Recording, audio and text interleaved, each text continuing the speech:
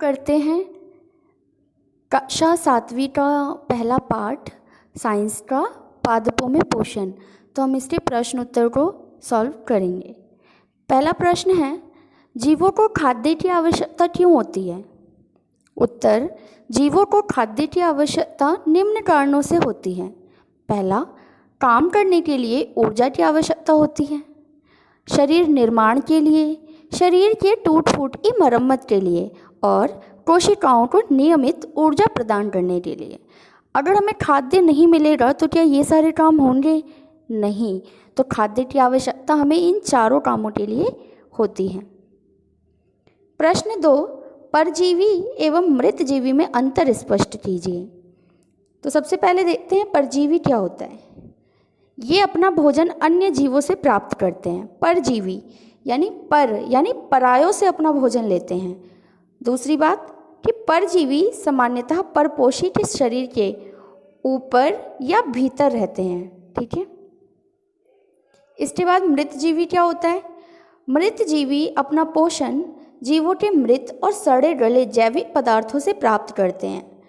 मृतजीवी मृत और सड़े गले पदार्थों के ऊपर रहते हैं। इसका बहुत बड़ा एग्जाम्पल है मशरूम। ठीक है, आगे बढ़ते हैं। क्वेश्चन नंबर 3, आप पत्ती में स्टार्च की उपस्थिति का परीक्षण कैसे करेंगे? उत्तर, पत्तियों पर आयोडीन विलियम की बूंदें गिराकर हम मंड यानी स्टार्च की उपस्थिति का परीक्षण कर सकते हैं। दूसरी बात, जब आयोडीन विलियम मंड या स्टार्च के संपर्क में आता है तो एक गहरा नीला रंग नागेर आता है। ठीक है, अगर आपको ये देखना है कि पत्ती पे स्टार्च है या नहीं तो आप क्या करेंगे, आयोडीन विलियम की कुछ बूंदें डालेंगे और अगर वो गहरा नीला रंग का हो जाता है तो आप समझ जाएंगे कि हाँ, पत्ती पे स्टार्च है, पत्तियों ने भोजन बना लिया है। ठीक है। प्रश्न 4, हरे पादपों में खाद्य संश्लेषण का प्रक्रम का संक्षिप्त विवरण दीजिए। उत्तर, पादपों में खाद्य संश्लेषण प्रकाश संश्लेषण की क्रिया द्वारा संपन्न होता है। प्रकाश संश्लेषण के दौरान पत्ती की क्लोरोफिल युक्त कोशिकाएं सूर्य के प्रकाश की उपस्थिति में कार्बन डाइऑक्साइड एवं जल से कार्बोहाइड्रेट का संश्लेषण करती है। ठीक है, और इस तरह से जो पत्तियां हैं वो खाना बनाती हैं। प्रश्न 5 में आपको एक चित्र बनाना है और इसकी सहायता से ये दर्शाना है कि पादप भोजन के मूलभूत स्रोत हैं। मतलब अगर पादप ना हो तो हम कैसे कोई जिंदा रहेगा। तो इसमें जो आप चित्र बनाएंगे उसमें सबसे पहले पादप यानी पौधे बनाएंगे और उसके बाद दिखाएंगे कि हम पौधों को खा रहे हैं या कोई जानवर जो है उस पौधे को खा रहा है। तो जो मूलभूत स्रोत है वो हमारा क्या है? पादप। प्रश्न 6, रिक्त स्थानों की पूर्ति कीजिए। सबसे पहला, क्योंकि हरे पादप अपना खाद्य स्वयं बनाते हैं इसलिए उन्हें क्या कहते हैं? उत्तर आएगा स्वपोषी। ये रहा, क का उत्तर आएगा स्वपोषी। ख है, पादपों द्वारा संश्लेषित खाद्य का भंडारण डैश के रूप में हो जाता है। तो अभी हमने इसका क्वेश्चन किया था, इसका आंसर होगा मंड या फिर स्टार्च। ठीक है, दोनों ही ठीक हैं।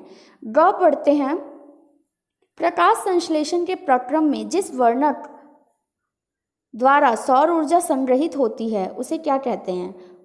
क्लोरोफिल। ठीक है, इसी की वजह से पत्तियों का रंग भी हरा हो जाता है। अगला जो हमारा फिलअप है वो है, प्रकाश संश्लेषण में पादप वायुमंडल से क्या क्या लेते हैं? आपको ये दोनों चीज़ें बतानी है। तो इसका उत्तर हो जाएगा कार्बन डाइऑक्साइड। ठीक है, आगे चलते हैं। प्रश्न 7, निम्न कथनों से संबंध परिभाषित शब्द बताइए। आपको ना कुछ बातें लिखी हुई हैं और फिर बताना है कि वो क्या है। जैसे क है यहाँ पे कि पीत दुर्बल तने वाला परजीवी पादप, ये कौन सा है? परजीवी पादप। तो इसका उत्तर हो जाएगा अमर बेल। ठीक है, अगला प्रश्न है, एक पादप जिसमें स्वपोषण एवं विषमपोषी दोनों ही प्रणाली पाई जाती है उसे क्या कहते हैं? घटपर्णी। ठीक है। तीसरा, वे रंध्र जिनके द्वारा पत्तियों में गैसों का आदान प्रदान होता है उसे क्या कहते हैं? पर्ण रंध्र। ठीक है, पत्तियों में से छोटे छोटे रंध्र होते हैं जिसके द्वारा क्या होता है? गैस अंदर आती है और फिर जाती है।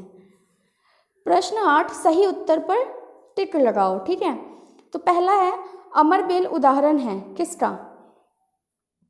स्वपोषिका, परजीविका, मृतजीविका या परपोषिका। तो हम ऊपर ही पढ़ चुके हैं कि ये क्या है, परजीवी, क्योंकि ये अपने लिए किसी और पेड़ पर आश्रित होता है। अगला क्वेश्चन है, कीटों को पकड़कर अपना आहार बनाने वाले पादप का नाम बताओ। ऐसा कौन सा प्लांट है या पौधा है जो छोटे मोटे कीड़े और मकोड़ों को जो खा लेता है? तो इसका उत्तर क्या हो जाएगा? तीसरा, घटपर्णी या फिर पिचर पादप। ठीक है।